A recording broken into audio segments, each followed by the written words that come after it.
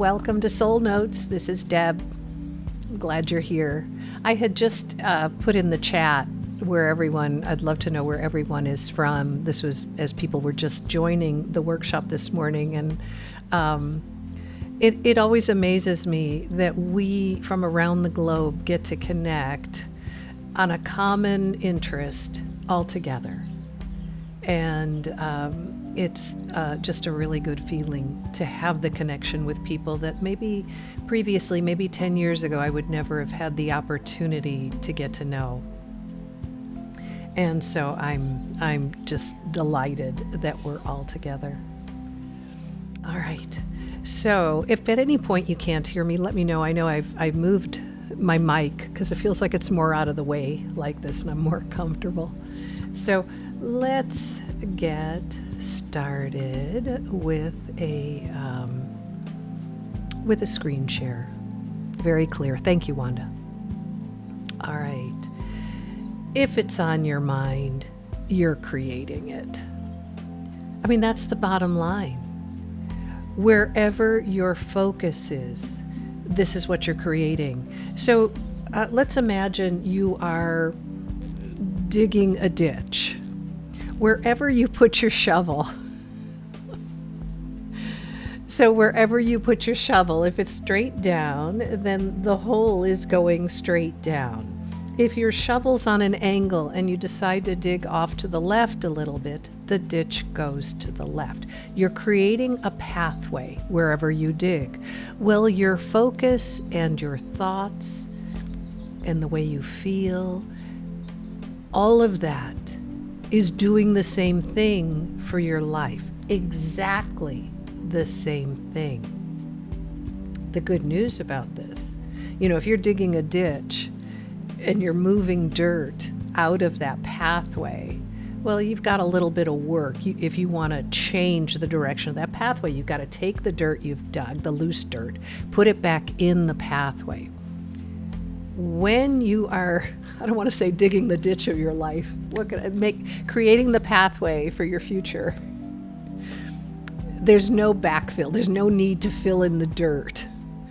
All you do is change your focus and your path immediately responds.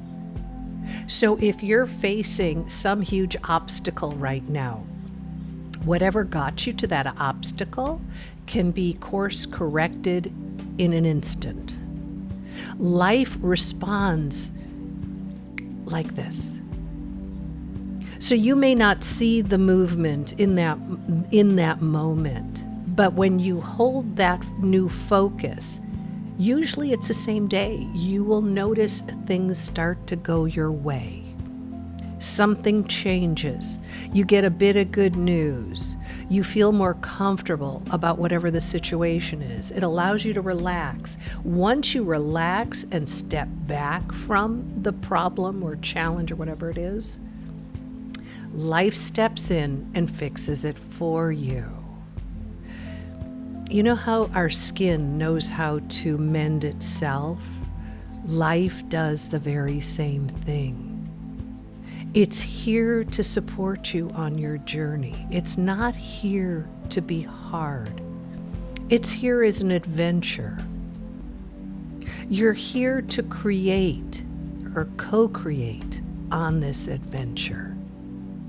And wherever you put your focus and whatever you're thinking about most of the time determines the path you're taking.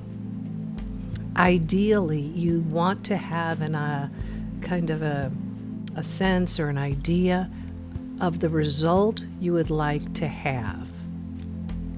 But even if you don't, you can create a magnificent life, moment by moment by moment, just by shifting your focus to something more pleasant, more comfortable, more fun.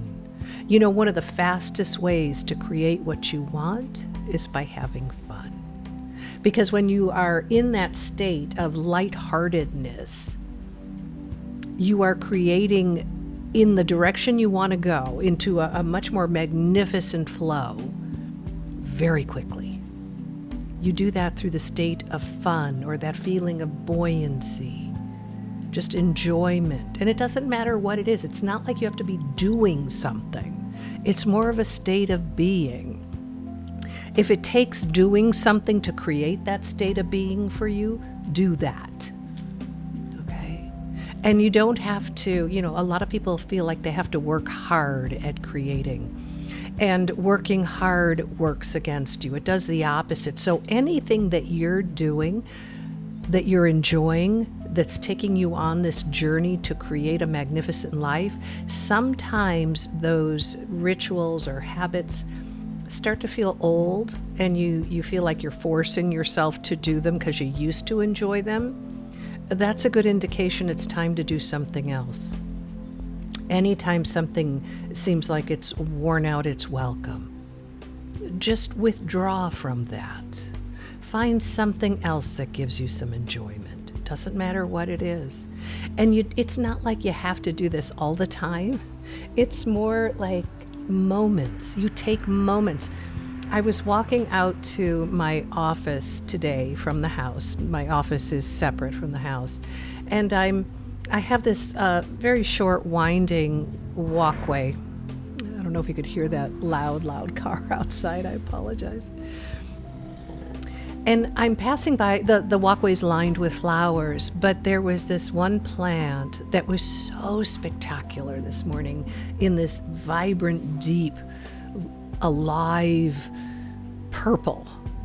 I don't know if it's a sage. I think it's some sort of a sage. I don't think it's a lavender. But anyway, it was absolutely stunning, and it was spilling over into the walkway. And I just had to pause and really take in the beauty of that plant. Those moments are like spiritually awakened moments. They move you rapidly in the direction you want to go.